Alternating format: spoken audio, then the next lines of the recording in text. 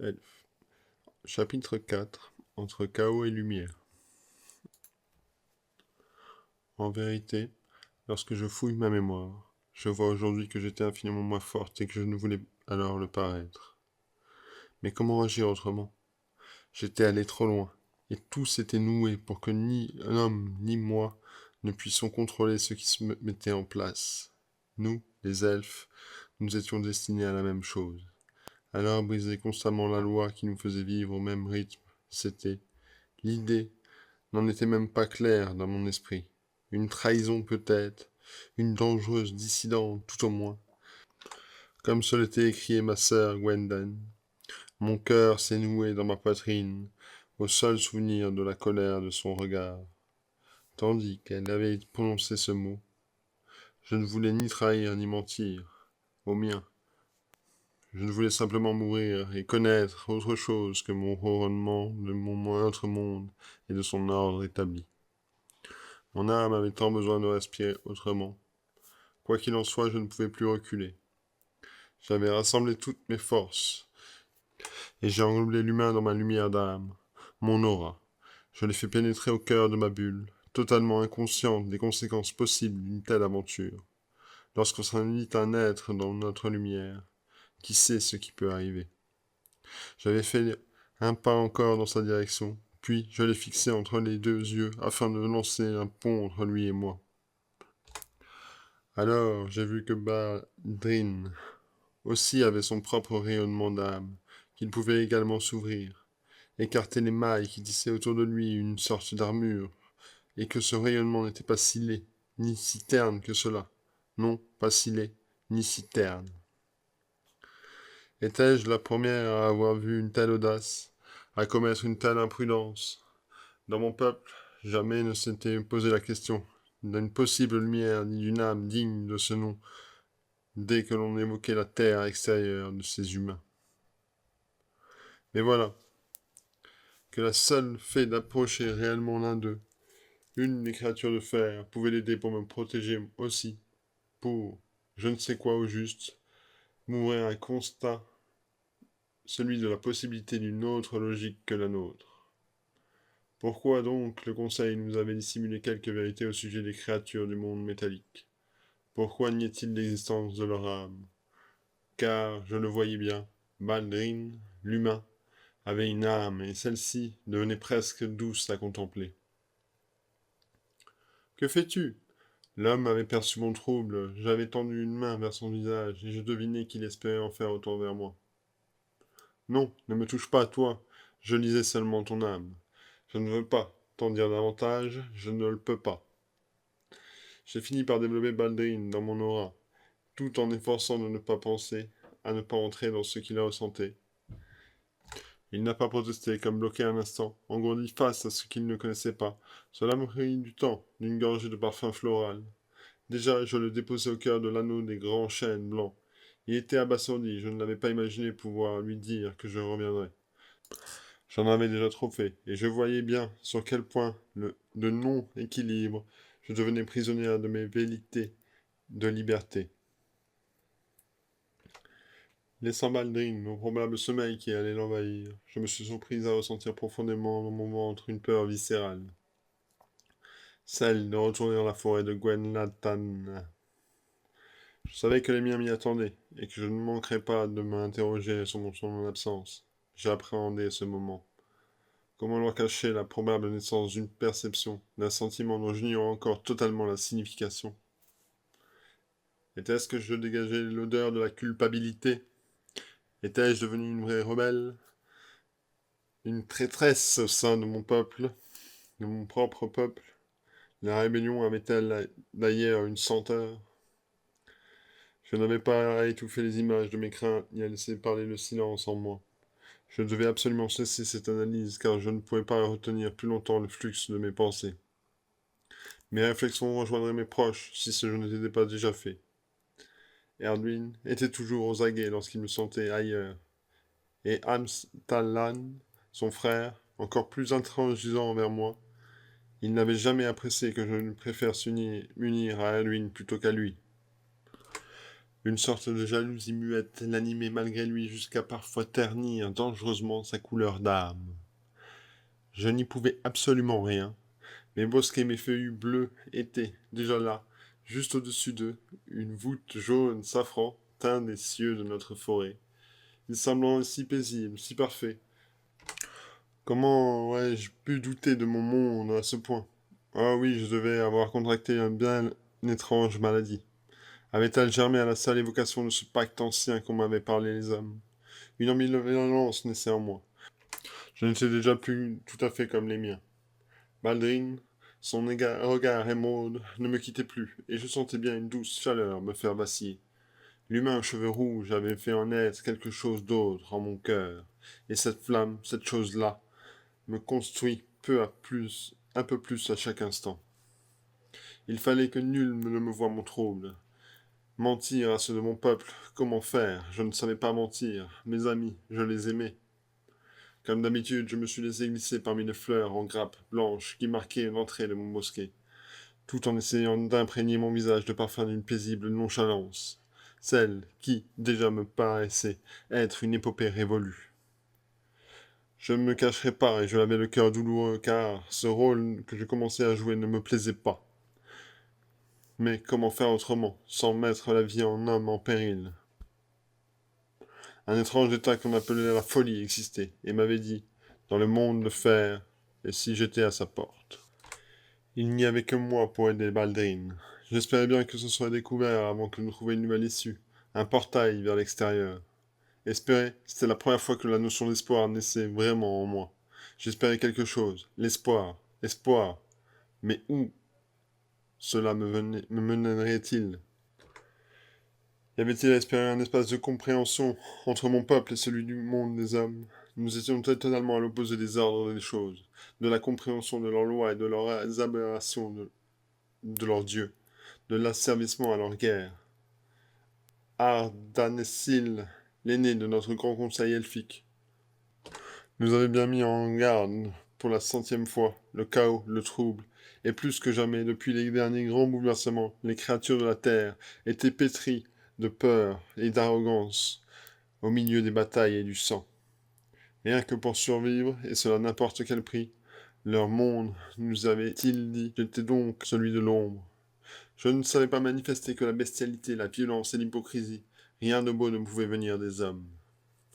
Ardanessil nous mentait-il, lui? Savait-il le faire sans se faire remarquer? Était-ce que ce qu'il voulait nous façonner pour perpétuer la non-individualisation de nos âmes? Avait-il pour mission de nous empêcher de saisir le sens de la liberté?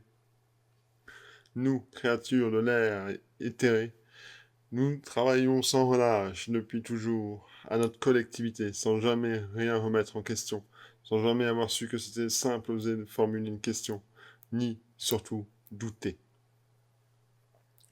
Croire aveuglément au grand conseil qui affirmait agir et tout ordonner selon l'impulsion des grands lumineux, pour moi, ce n'était même plus y croire. C'était, me suis-je dit, ne jamais penser, en refuser le principe. Obéir sans se demander, sans jamais choisir, sans vouloir, était-ce l'évolution promise à notre conscience, ou à une obligation non dite qui menait à un éternel sommeil, à une prison? Qu'avait-il de mal à vouloir l'autonomie?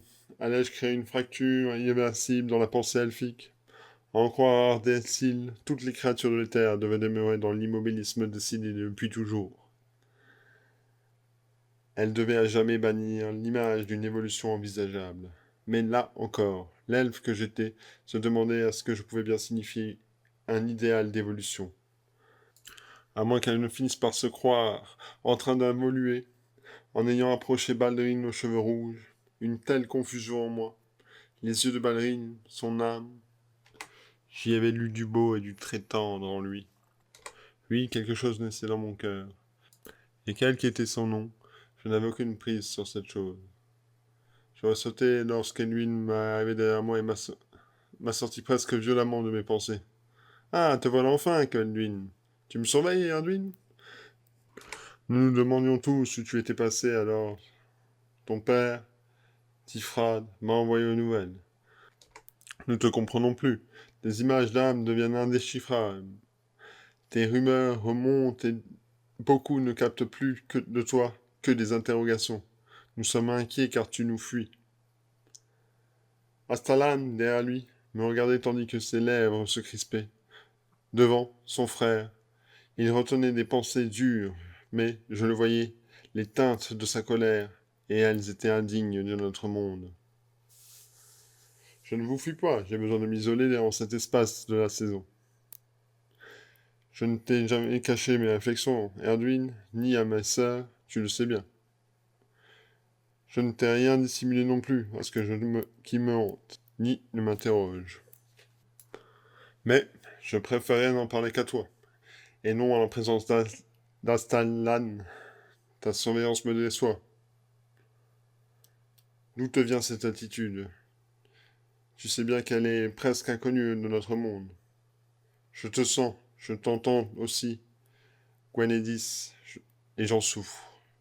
Je perçois en toi des pensées et des élans de fer, et ton odeur en est forte. Mon cœur s'alourdit. Et Adeline, tu te laisses tromper par les rumeurs. Ne viens pas me dire que je sens mauvais. Ce sont tes sombres pensées qui polluent notre air, rien d'autre. Je demeure la même, et je nourris le parfum de l'éther de notre monde. Erdwin hocha tristement la tête et retena sa lumière. Il me dit, regarde, la saison rouge arrive à grands pas, et toi, tu n'es plus jamais auprès de moi. Tu t'isoles, c'est évident, et ta langue glisse vers une autre. Nombre de tes poches se questionnent, je le répète.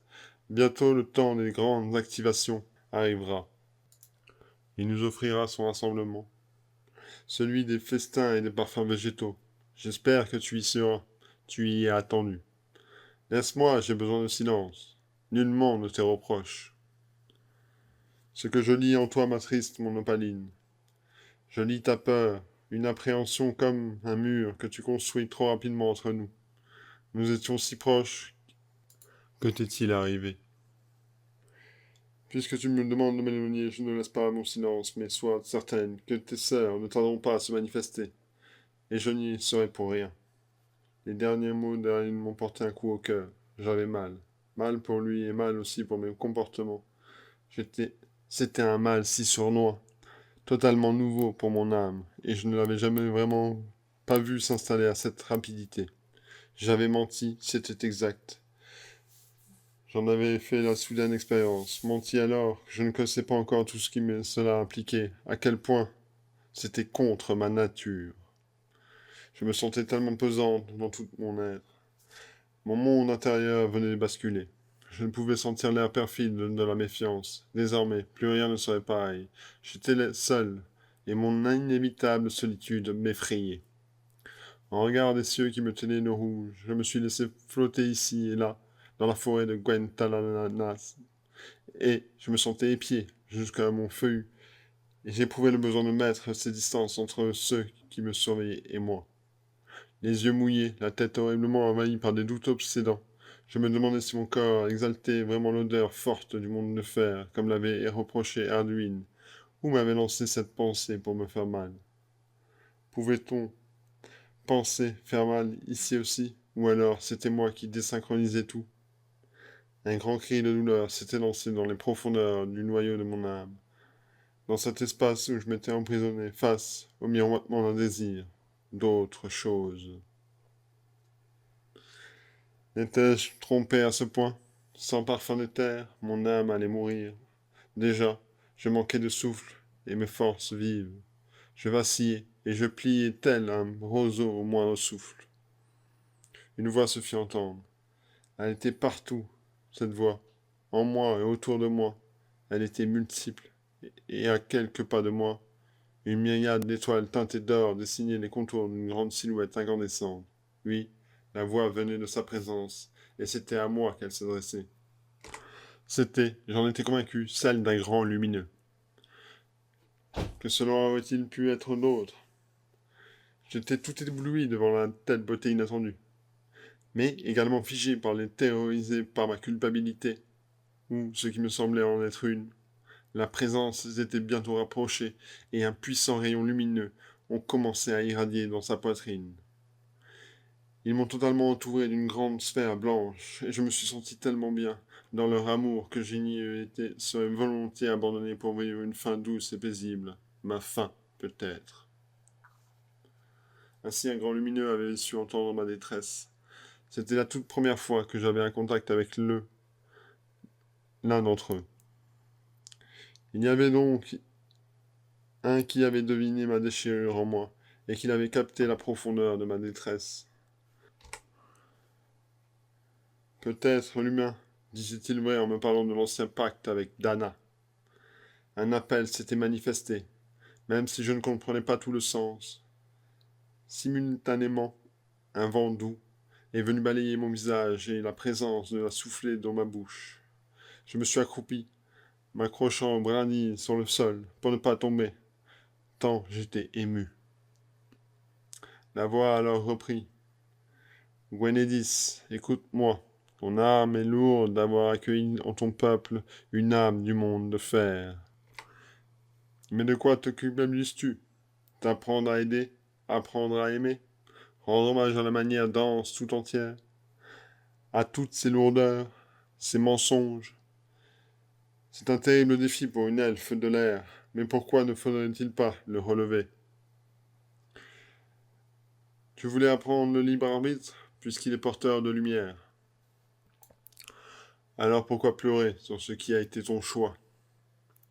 Ce choix et le libre arbitre, comprends-le bien, sont eux-mêmes illimités au contact de l'intelligence de la vie et de la sagesse. Ils s'autorégulent face au respect de la différence. Apprends à te dilater, à esquisser en toi ce qui est l'amour qui s'ouvre. Ce que tu ressens, c'est la flamme du désir de soleil. N'est-ce pas ce qui vibre en tout être, cette soif de soleil? Ton âme a soif, alors donne-lui à boire ce qu'elle réclame. Ne retiens rien de cet élan. Un nouveau souffle est en train de fleurir en toi pour apaiser ce beau besoin que tu ne peux plus taire. Tu crois que ton monde explose, mais détrompe-toi, c'est simplement pour mieux aimer. Encore que tout ceci est. Ta rébellion est noble puisqu'elle porte ta lumière de ce qui te dépasse. Elle nous fera grandir, toi et les tiens. Tu as demandé ce souffle et je t'ai entendu. Je suis venu te dire, pour que tu sortes de cet état de tourment, n'attends plus, ne t'épuise plus. Sors dès maintenant de ton cocon pour aller vers d'autres compréhensions, vers l'autonomie de ton âme et surtout, bénis ce moment car il te montre la sortie, ce qui brise les rondes. Tu es forte, plus intense que tu ne peux le croire. N'oublie pas que tout chemin de transformation est douloureux, mais qu'il est la nécessité car bénédiction d'autant de douleur, comprends-tu? La voix s'est tue, et tout s'est arrêté. La présence s'est doucement affaissée.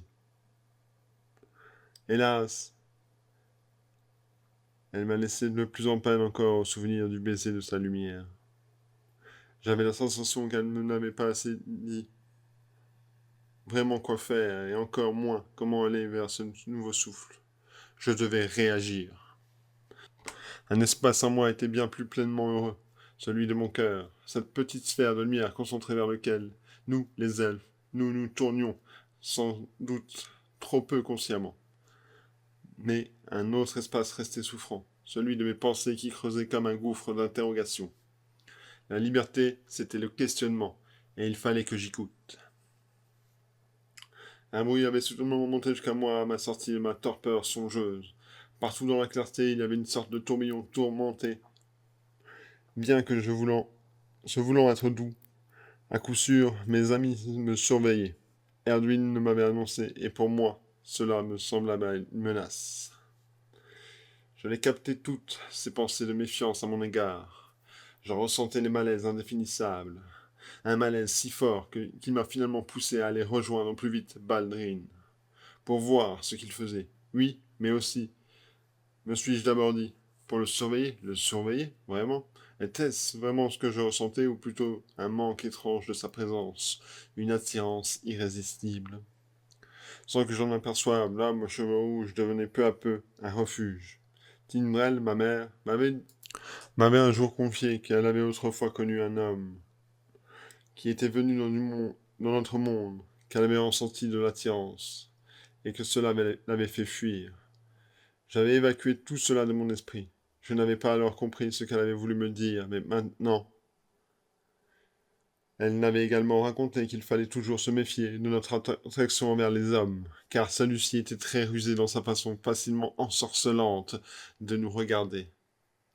Nous ne pouvions y perdre la raison et nuire à nos lois. Oh, les yeux de ballerine m'avaient suggéré tant et tant de feu. Non, ces yeux ne m'avaient pas menti. J'en étais certaine. Non, les hommes n'étaient pas si cruels qu'on avait tenté de nous le faire croire. Ils savaient aimer. Et eux aussi. La méfiance non identifiée, non avouée, était-elle une maladie elfique? Était-ce cela que je découvrais? Un sentiment amoureux? Était, Était-il le début d'un élargissement ou d'une clé pour un autre continent de la conscience?